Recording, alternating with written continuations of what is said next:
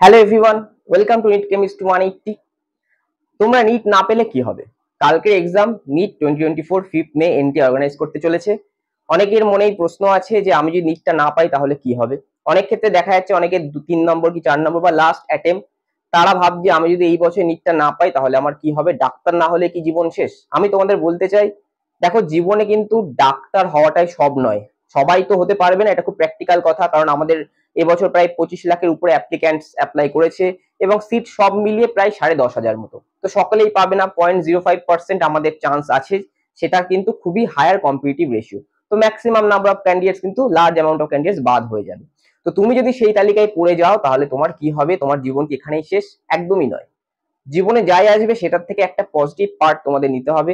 তুমি এই যে 2 বছর বা 3 বছর ধরে যে টানা প্রিপারেশন নিলে, হতেই পারে পরীক্ষার দিন তোমার পরীক্ষাটা খারাপ হয়ে গেল কোনো একটা কারণে, তুমি অসুস্থ হয়ে পড়লে বা সেই মতো তুমি নিজের বেস্টটা দিতে পারলে না, সেই কারণে তোমার পেপারটা খারাপ গেল এবং তুমি সিলেক্ট করলে না।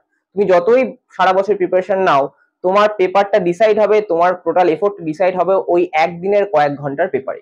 তো তোমার যদি সেটা খারাপ হয়ে যায় তাহলে কি সব শেষ? একদমই নয়।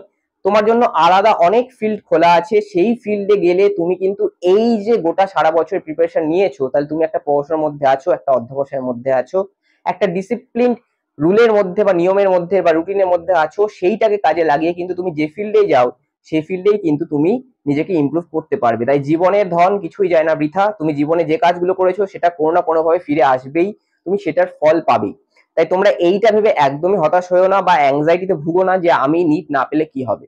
তুমি পাওয়ার আগেই যদি হেরে যাও, যুদ্ধের আগেই যদি হেরে যাও, তাহলে তো তার থেকে বড় হার আর কিছু হতে পারে না। সবসময় আগে পজিটিভ ভাবো, নিট আমাকে পেতেই হবে, আমি নিট পাবোই, এইটা ভেবেই কালকে এক্সামটা দিতে যাও। যদি ইনকেস রেজাল্ট বেরোনোর পর দেখা যাচ্ছে হলো না, তখন তোমাদের বলবো তোমরা ভেঙে না পড়ে যারা আরো একবার দিতে চাও তারা দিতে পারো, আর যারা ভাবতে চাও যে ওখানে স্টপ করে দেবো অন্য ফিল্ডে যাবো, তারাও যেতে পারো। কিন্তু এখান থেকে যদি না পেয়ে যাও, অন্য ফিল্ডে গেলেও কিন্তু তোমরা এইখান থেকে যা শিখে গেলে, যে তোমাদের রুটিন হলো, যে তোমাদের মেন্টাল স্ট্রেংথ হলো, সেইটা অন্য ফিল্ডে গিয়ে কিন্তু তোমরা অ্যাপ্লাই করতে পারবে। তাই জীবনে যাই হোক না কিন্তু সবটাই আমাদের পজিটিভ সাইডে আছে, তাই পজিটিভ অ্যাপ্রোচের সঙ্গে আমাদের জীবনে এগিয়ে যেতে হবে। এইটা বলেই আমি আজকের ভিডিও শেষ করছি। তোমরা যারা আগামী বছর নিট দিতে চাইছো বা এই বছর এক্সপেরিমেন্টের জন্য দিচ্ছ, পরের বছর ভালো করে দেবে ভাবছো, তারা আমার চ্যানেলটিকে অবশ্যই সাবস্ক্রাইব করে রাখতে পারো এবং তোমার জুনিয়রদেরও বলতে পারো এরকম একটি কেমিস্ট্রি চ্যানেল সম্পর্কে, যেখানে এরকম থরলি ডিসকাস হয়। সেক্ষেত্রে তাদেরও অনেকটা হেল্প হয়ে যাবে। নমস্কার।